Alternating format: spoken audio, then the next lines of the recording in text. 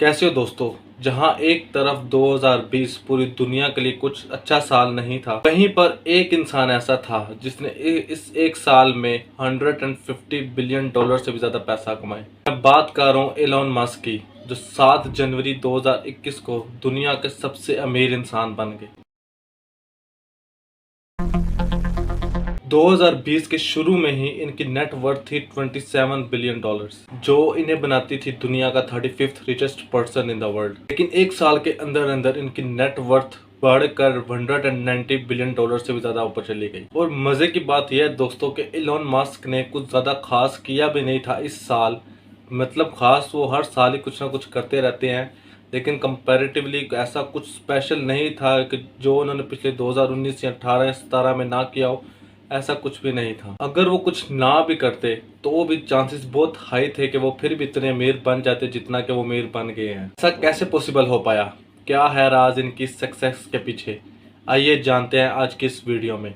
सोच कर देखिए दोस्तों, जब आप बिलियनियर लेवल के इंसान हैं तो आप पैसे कहाँ से कमाते हैं? ऐसा तो कुछ है नहीं दोस्तों कि आप काम करते हैं उसके बदले में आपको कुछ सैलरी मिलती है। सैलरी को इकट्ठा करते रहते हैं बैंक अकाउंट में, तब तक इकट्ठा करते हैं जब तक वो बिलियंस ऑफ डॉलर्स में ना बन जाए। ये होना तो नेक्स्ट टू इम्पॉसिबल है, क्योंकि $1 बिलियन इतना ज्यादा पैसा होता है कि एक नॉर्मल तरीके से पैसा कमाना और एक $1 बिलियन कमाना एक नेक्स्ट टू इम्पॉसिबल है। होता क्या है दोस्तों कि ये जो बिलियनियर्स होते हैं ये अब किसी न किसी वैल्यूएबल कंपनी के मालिक होते हैं, किसी ऐसी कंपनी के मालिक होते हैं जिसकी बहुत ज्यादा वैल्यू हो दुनिया में। जैसे कि मार्क जुकरबर्ग फेसबुक के मालिक हैं, जेफ बॉयस अमेजोन के मालिक हैं, बिल गेट्स माइक्रोसॉफ्ट के मालिक हैं, और ऐसे ही इलोन मस्क टेस्ला के मालिक हैं। इन लोगों की जो सी वेल्थ होती है वो अपनी कंपनी से बहुत ही ज्यादा इंटरलिंक होती है। इनफैक्ट ये इस लेवल तक की होती है कि ये एक ही दिन में बिलियंस ऑफ डॉलर पैसा कमा सकते हैं और एक ही दिन में बिलियंस ऑफ डॉलर पैसा लॉस भी कर सकते हैं, डिपेंडिंग अपॉन इनकी कंपनी की वैल्यू क्या चल रही है शेयर मार्केट में। अगर इनकी कंपनी का शेयर ऊपर जा रहा है तो ये एकदम से बिलियनर बन सकते हैं, और अगर इनकी कंपनी का शेयर नीचे जा रहा है तो ये बिलियंस ऑफ डॉलर लूज भी कर सकते हैं। और ऐसा ही टेस्ला के साथ हुआ दोस्तों। 2020 में टेस्ला का शेयर 720% की ग्रोथ से बढ़ा। यही मेन रीजन है दोस्तों कि इलोन मस्क दुनिया के सबसे अमीर इंसान कैसे बन गए।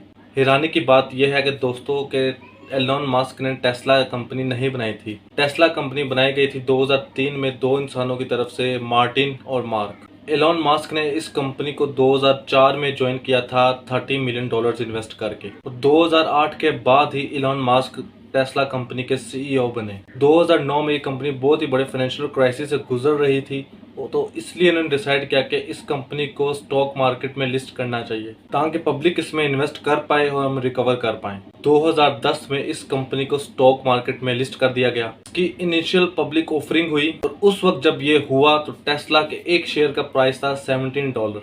14 जनवरी 2020 में इसके एक शेयर का प्राइस था $854। आज के टाइम पर इस कंपनी की कैपिटलाइजेशन $800 बिलियन से भी ज्यादा हो चुकी है, जिसकी वजह से दुनिया की 5th मोस्ट वैल्यूएबल कंपनी बन गई है। इलोन मस्क टेस्ला में 20% स्टेक ऑन करते हैं और यहीं से इनकी वेल्थ इतनी ज्यादा बढ़ी है। इससे आगे बात करने से पहले आइए जानते हैं कि इलोन मस्क की अपनी खुद की कहानी क्या है। साउथ अफ्रीका में 1971 में इलोन मस्क पैदा हुए थे। इनकी मम्मी अमेरिकन थी, पापा साउथ अफ्रीका थे। कहा जाता है कि एक बहुत ही छोटी उम्र से इन्होंने कंप्यूटर का एक्सपीरियंस लिया। 10 साल की एज में इनको पहला कंप्यूटर दिया गया और इन्होंने खुद से कोडिंग करना सीखा, कैसे प्रोग्रामिंग करते हैं। और 12 साल की एज में इन्होंने कंप्यूटर गेम कोड किया और उसे $500 की प्राइस पर बेचा। तो ये पहली कमाई थी इनकी जो सिर्फ 12 साल की एज पर हुई। 1981 में ये कनाडा गए और फिर यूनिवर्सिटी ऑफ पेंसिल्वेनिया में ये चले गए। इनका कहना ये है कि 3 चीजों ने इनको सबसे ज्यादा इन्फ्लुएंस किया। एक है इंटरनेट, दूसरी रिन्यूएबल एनर्जी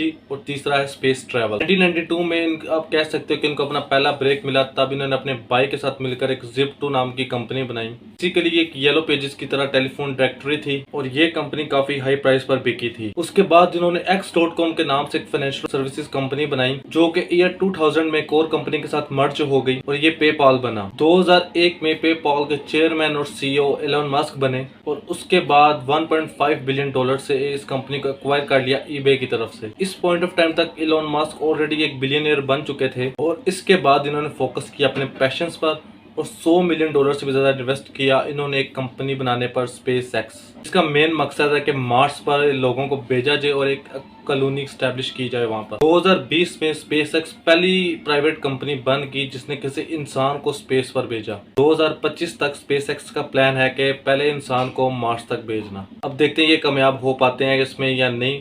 और इलॉन मस्क अपने इन्हीं आइडियाज की वजह से, इन्हीं विजन्स की वजह से बहुत ही फेमस है और इन्हें टोनी भी कॉल किया जाता है। इन्होंने ये चीज़ भी बार बार हाईलाइट करी है कि आपको कॉलेज डिग्री की ज़रूरत नहीं है अगर आपने अपना करियर अच्छा बनाना है। और इन्होंने एक ट्वीट भी करी थी कि you still don't need any degree if you want to work with Elon Musk. Elon Musk एक डिग्री को इतनी वैल्यू नहीं देते बल्कि वो वैल्यू देते एक्सेप्शनल एबिलिटी पर। काफ़ी कुछ सीखने को मिलता है एलन मस्क की लाइफ से कि आप पैशन, स्किल्स और हार्डवर्क से कैसे सक्सेसफुल बन सकते हैं। अगर आपके पास नॉलेज और स्किल्स हैं तो आपको डिग्री की भी ज़रूरत नहीं।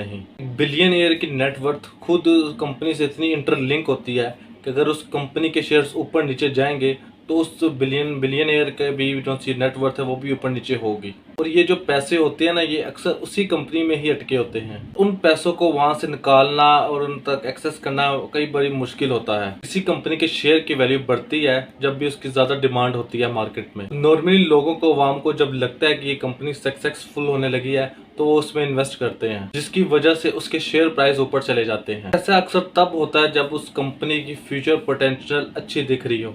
फ्यूचर में क्या हो रहा है दोस्तों, सारी डेवलप कंट्रीज है जो सी पेट्रोल और डीजल वाली गाड़ियां हैं, इनकी यूजेज कम से कम करना चाह रही है ताकि पोल्यूशन को कम किया जा सके, कार्बन एमिशंस को कम किया जा सके। और ज्यादातर कंट्रीज इलेक्ट्रिक कार में स्विच करना चाह रही हैं। Tesla one of the most popular electric car का ब्रांड है। हालांकि कुछ लोग कहते हैं कि टेस्ला का शेयर प्राइस जो सा है वो ओवर वैल्यूड है। माना कंपनी अच्छी है, माना इनकी जो सी सर्विसेज है वो भी बहुत अच्छी हैं, लेकिन इतने सारे लोग इतना ज्यादा पैसा लगाकर बैठे हैं कि कुछ ज्यादा ही हो गया। मई 2020 में एलन मस्क ने खुद कहा था कि टेस्ला का शेयर प्राइस कुछ ज्यादा ही है और वार्न किया था अपने एम्प्लॉयज को कि ज्यादा उम्मीद लगाकर ना बैठें क्योंकि शेयर किसी भी टाइम नीचे भी आ सकता है। लेकिन दूसरी तरफ कुछ लोगों का मानना ये भी है कि इसके शेयर प्राइस की वैल्यू और भी ज्यादा बढ़ सकती है आने वाले टाइम में। मजे की बात यह दोस्तों कि एलन मस्क अपने आप को कैश पूवर करके बुलाते हैं। उनके पास ज्यादा कैश नहीं है।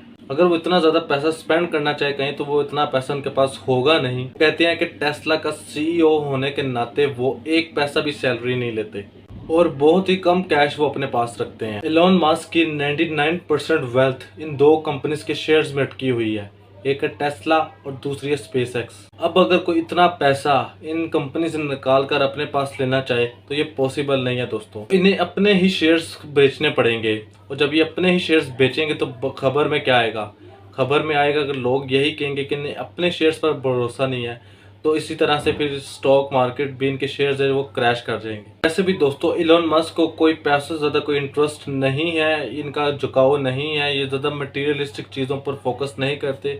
इनका मानना है कि मीन्स टू एंड पर फोकस करते हैं कि पैसा सिर्फ एक मीडियम है जिससे आप अपने गोल्स को अचीव कर पाएं। इसी रीजन से जब ये न्यूज में आया कि एलन मस्क दुनिया के सबसे अमीर इंसान बन गए हैं तो इन्होंने ट्वीट करके लिखा स्ट्रेंज। उसके बाद लिखते हैं वेल बैक टू वर्क। तो ये थी दोस्तों एलन मस्क की दिलचस्प कहानी।